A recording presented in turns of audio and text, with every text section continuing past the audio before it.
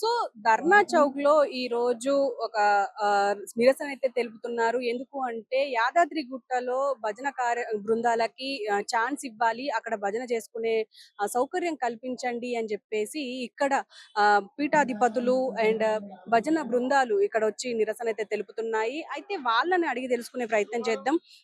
ఇప్పుడు ప్రస్తుతం మనతో పాటు భక్త రామదాస్ గారు ఉన్నారు, ఆయనతో మాట్లాడే ప్రయత్నం చేద్దాం. సార్, మీరు చెప్పండి, అసలు మీ డిమాండ్స్ ఏంటి? అసలు ఎందుకు యాదాద్రిలో అసలు మిమ్మల్ని అలో చేయట్లేదు అంటారు? జై శ్రీరామ్. మనకి భజన బృందం అనేది మనకి పూర్వకాలంలో రామదాసు గారు ఎప్పుడైతే ఆయన ప్రవేశపెట్టిన పద్ధతిలో భజన బృందం అనేది ఆనాడే మనకి అన్ని ప్రాంతాలకి చేయటం జరిగింది. వారి ద్వారానే ఇప్పుడు మనం వినేటువంటి హరిదాసులు, హరికీర్తనలు కానీ ఇలాంటి కార్యక్రమాలన్నీ కూడా ఆ రోజుల్లోనే మనకి ప్రాచుర్యం పొందాయి. అటువంటి ఈ ప్రాంతంలో తిరుపతి తరహాలో ఇక్కడ కూడా అఖండ హరినామ సంకీర్తన జరగాలనే ఉద్దేశంతో గత ప్రభుత్వాన్ని వాళ్ళు కూడా మనకి చేసుకోవడానికి అనుమతులు ఇచ్చినప్పటికీ అక్కడ ఉన్న ఈవో గారు ఆ పోయిన ఒక్కరోజు మనకి పర్మిషన్ ఇస్తున్నారు. తర్వాత మళ్ళీ వెళ్ళిన భక్త బృందాలని రిసీవ్ చేసుకోవడం జరగటం లేదు. గత సంవత్సరం ఫిబ్రవరిలో ఈ ప్రభుత్వంలో ఉన్నటువంటి మన దేవాదాయ శాఖ మినిస్టర్ గారు కొండా సూర్య గారు కూడా మనకి అనుమతి ఇవ్వటం జరిగింది. అప్పుడు ఉన్న ఈవో గారు కూడా పర్మిషన్ ఇచ్చారు. అప్పుడు మేము కార్యక్రమం నిర్వహించడం జరిగింది. యాదాద్రి రెనోవేట్ చేశారు అంటే పోయిన బిఆర్ఎస్ ప్రభుత్వం. మరి అప్పుడు అంతకు ముందు ఏమైనా పర్మిషన్స్ ఇచ్చారా, సౌకర్యాలు కల్పించారా భజన బృందాలకి? లేదు, అప్పుడు లేదు. ఎప్పటి నుంచి వెళ్ళి అసలు అక్కడ భజన జరగట్లేదు అంటారు ఈ హరినామ కీర్తనలకు సంబంధించి? ఇంతకుముందు ఎవరైనా భక్తులు వస్తే చేసుకొని వెళ్ళేవారని అఖండ హరినామ సంకీర్తన అంటే తిరుపతిలో లాగా 24 గంటలు ఈ హరినామ సంకీర్తన జరగాలనే ఉద్దేశంతో ఈ కార్యక్రమాన్ని మొదలుపెట్టాము. ఇది భక్తి ఉద్యమం లాగా ఇది మనకి. అదే విధంగా భద్రాచలంలో కూడా అఖండ హరినామ సంకీర్తన ఉంది. కాకపోతే అక్కడ కూడా మనకి సరి అయిన సౌకర్యం లేక ఒక 3-4 వృద్ధులు మాత్రమే అక్కడ ఉండి ఆ కార్యక్రమాన్ని నిర్వహించుకోవడం జరుగుతుంది. దాన్ని కూడా పెద్ద ఎత్తున నిర్వహించడానికి తగిన ఏర్పాట్లు చేయాలని చెప్పేసి అక్కడ కూడా వినతి పత్రం ఇవ్వడం జరిగింది. వాళ్ళు చూస్తామన్నారు కానీ ఇప్పటిదాకా అయితే దాన్ని ఇంకా ఆచరణలోకి రాలేదు. ఇప్పుడు ఈ ఎండోమెంట్ కి సంబంధించి ఇప్పుడు ఇదంతా గొడవ జరుగుతుంది అంటే మీ భజన బృందాలు అక్కడికి వెళ్ళి మీరు ఏం కోరారు, వాళ్ళు ఏం చెప్పారు? మేము భజన బృందాలు వచ్చినప్పుడు అక్కడ వారు భజన చేసుకోవడానికి సరిపోయే ప్రదేశాన్ని కల్పించటము, ఆ వచ్చిన వారికి దర్శనము, భోజన వసతి మాత్రం ఏర్పాటు చేయమని అడిగాము. అంతకంటే మనం అడిగేది ఏం లేదు. ఎందుకంటే మనం భజన చేసుకుని స్వామివారి యొక్క కీర్తిని మనం ముందుకు తీసుకెళ్ళటానికే తప్ప మనం ఏ డబ్బులు ఆశించే దాని గురించి కాదు చేసేది. మనం ఉన్నటువంటి హిందూ సాంప్రదాయంలో మనకున్న అనేక రకమైన భక్తి మార్గాల్లో ఈ భజన సాంప్రదాయం అనేది ముఖ్యమైనది. అటువంటి భజన సాంప్రదాయం ద్వారా స్వామివారి యొక్క ఉన్నతిని మనం కాపాడటం కోసం చేసే ఈ కార్యక్రమంలో ఈ వచ్చిన భజన బృందాలు అందరికీ కూడా దర్శన భాగ్యంతో పాటు అక్కడ వసతి సౌకర్యము, వచ్చిన వాళ్ళకి దూర ప్రాంతాల నుంచి వస్తారు కాబట్టి వాళ్ళ వసతి సౌకర్యము, భోజన సౌకర్యం మాత్రమే అడిగాము. వాటిని మేము వెళ్ళి అడిగినప్పుడు ఆ 1 రోజు 2 రోజులు మాత్రం తర్వాత ఆ కార్యక్రమాన్ని మళ్ళీ దాన్ని పక్కన పడేస్తున్నారు. దీన్ని మొత్తానికి 24 గంటలు 365 రోజులు జరిగే విధంగా దీన్ని ఏర్పాటు చేయాలని చెప్పేసి మేము కోరుతూ ఉన్నాము. ఈ ఉద్యమం అనేది భక్తి ఉద్యమం మాత్రమే. ఇది మీరు చెప్పండి. నమస్కారం అండి, మీరే భజన బృందం? మేము వీధి నాటక కళాకారులం, బేడబుడగ జంగాలం. నమస్కారం. బేడబుడగ జంగాలము తరతరాల కొద్దిగా మేము పల్లెటూరుల వీధి నాటకాలు ఆడి బతికే వాళ్ళము. నమస్కారం. ఈ సీట్లకు వచ్చినాక మమ్మల్ని ఎవరు గమనించే వాళ్ళు లేరు.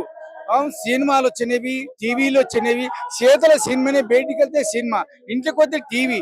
అటువంటి ఆటలు చూసేవాళ్ళు, అటువంటి పాటలు చూసేవాళ్ళు. మా ఆటలు, మా పాటలు, మా వేషాలు మమ్మల్ని ఏ ముఖ్యమంత్రులైనా, ఏ ప్రధానమంత్రులు, ఏ లీడర్లైనా, ఏ ఎమ్మెల్యేలు, ఎంపీలైనా కూడా మమ్మల్ని ఎవరు పట్టించుకునే వాళ్ళు.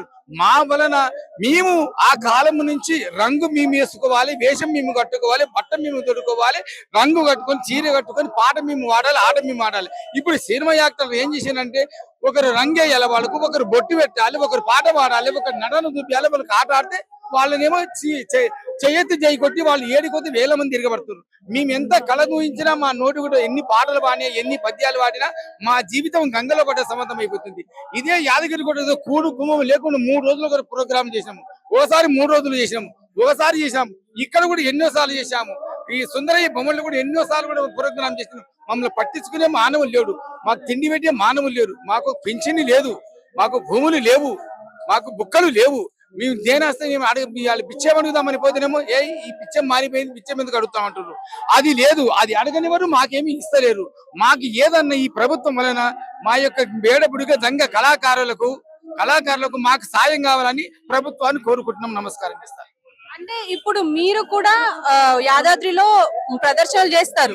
ఎన్నోసార్లు చేశాము అమ్మగారు.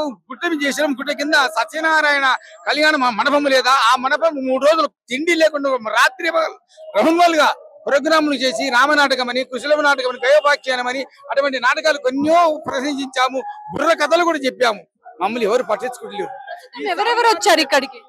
ప్రస్తుతం ఎవరెవరు వచ్చారు ఇక్కడికి? ఇప్పుడు ప్రస్తుతం ఇప్పుడు కొంతమంది 10 మందిలోకి వచ్చాము. అమ్మాయి రాముల వేషము సీత వేషం కట్టాము. సీత వేషం నేను కట్టేదాన్ని కానీ కట్టేవాడిని. కానీ నా ఆరోగ్యం ధర బాల్యం, నా నెల రోజులు అయితే నా కొడుకు తెచ్చిపోయి నా కళ్ళు సుక్కుంటే బంద్ అయితే నిన్ననే అద్దాలు తెచ్చుకునే దండం చేస్తాను. మేము వీధి నాటకాలు వేసేవాళ్ళం. పల్లెటూళ్ళల్లో రెడ్డిలు, కాపులు, కరణాల దగ్గర మాన్యాలు ఆడుకొని, భక్తులు ఆడుకొని బతికేవాళ్ళం. అటువంటి వాళ్ళు హైదరాబాద్ లో వచ్చి పడ్డాక మాకేం దిక్కు లేకుండా అయిపోయింది. మీ ప్రభుత్వానికి ప్రతి ఒక్క వచ్చే ప్రభుత్వాన్ని వేడుకుంటున్నాం. ప్రతి ఏడికి పాత్రలు ఏమంటే ఆడుకోతున్నాం. ఏ దేవుని కాడ ఏమన్నా నటన చేయమంటే ఆడ నటన చేస్తున్నాం. కానీ తిండి పెట్టే వాళ్ళు లేడు. 10 పైసలు ఇవ్వాలి, మీ వసతి కనిపిస్తున్నామని మాకు ఇచ్చిన మానవులు లేదు. మీరు తలుచుకొని మా యొక్క బీద వారికి, మా బీద కుటుంబాలకు, మా యొక్క ఈ బేడబుడిగా దంగ కళాకారులకు, యక్షగానం వేసిన వాళ్ళకు మాకు మాత్రం సాయం చేస్తారు. మాకు పింఛన్లు, మాకు ఏదన్నా సాయం చేయాలని మేము ప్రభుత్వాన్ని కోరుకుంటున్నాము. గృహాలు లేని మాకు నా కొడుకులు ఉండ్రు. నాకు వాళ్ళ నాడు ఒక గృహం ఇచ్చిండ్రు. అందులో నా కొడుకులు ఉండాలా, నేనున్నాను, ఎవరున్నా మాకు అర్థమవుతుంది. మాకు గృహాలు కావాలి, మాకు పింఛన్లు కావాలని ప్రభుత్వాన్ని కోరుకొని మరి నమస్కరిస్తున్నాం. అంతే. చెప్పండి, మీరేం కోరుకుంటున్నారు? అసలు ప్రభుత్వం నుంచి మీకేమున్నాయి డిమాండ్? ప్రభుత్వం గురించి మేము అడిగేది ఏందమ్మా, మాకు ఏ కట్టే బట్టలు లేవు. మా బట్టలు చూడు, మేము రంగస్థలంపై రారాజులం, బ్రతుకులే సంచార జీవులం. బ్రతుకులలో సంచార జీవులం అంటే ఇంటింటికి పోయి ఆడుకోవడం కూడా నిషేధించి పట్టుకపోతుర్రు, దొంగలు అంటుండ్రు. అలాంటివి కాకుండా మాకు పింఛన్ కావాలి, మా పిల్లలకి ఇండ్లు కావాలి, మాకు ఏదైనా ఆదరించాలి ప్రభుత్వము అని ప్రభుత్వాన్ని కోరుతున్నాము. మేము రంగస్థలం పైన రాజులమే మొక్తారు మాకు. కానీ బ్రతుకు సంచారానికి పోతే దొంగలు మీరు అంటారు. మీరు దొంగలు మీరు ఎట్లా వస్తారు అని అట్లా అడుగునే లేదు, నిషేధించండ్రు అని అంటున్నారు. అందుకు మాకు పింఛన్లు కావాలి. మాకు భజనలు ఎక్కడ ఏ దేవాలయం పోయినా కూడా భజన చేసుకోవడానికి అవకాశం ఇవ్వాలి. చూశారు కదా, మొత్తానికి అంటే మాకు భజన కార్యక్రమాలు చేసుకోవడంతో పాటు నాటక ప్రదర్శనలు గాని, రంగస్థల ప్రదర్శనలు గాని, కళాక్షేత్రానికి సంబంధించి ఆర్టిస్టులందరికీ మాకు యాదాద్రిలో అవకాశం కల్పించాలి అని చెప్పేసి ఇక్కడ ప్రస్తుతం ధర్నా చౌక్ లో కళాకారులతో పాటు రంగస్థల నాటక కళాకారులు అండ్ కళాక్షేత్రం కళాకారులు అండ్ ఒక మొత్తం భజన బృందాలు అన్ని ఇక్కడికి వచ్చి ఇప్పుడు నిరసన చేస్తున్నాయి. అయితే ప్రస్తుతం అంటే ఎండోమెంట్ గానీ ప్రభుత్వానికి గానీ మేము చాలా సార్లు రిక్వెస్ట్ చేసినప్పటికీ ఇలాంటివి ఏవి యాక్సెప్ట్ చేయట్లేదు. మేము ఎంతగా కష్టపడుతున్నామో మాకే తెలుసు. ఈవెన్ మాకు కొంచెం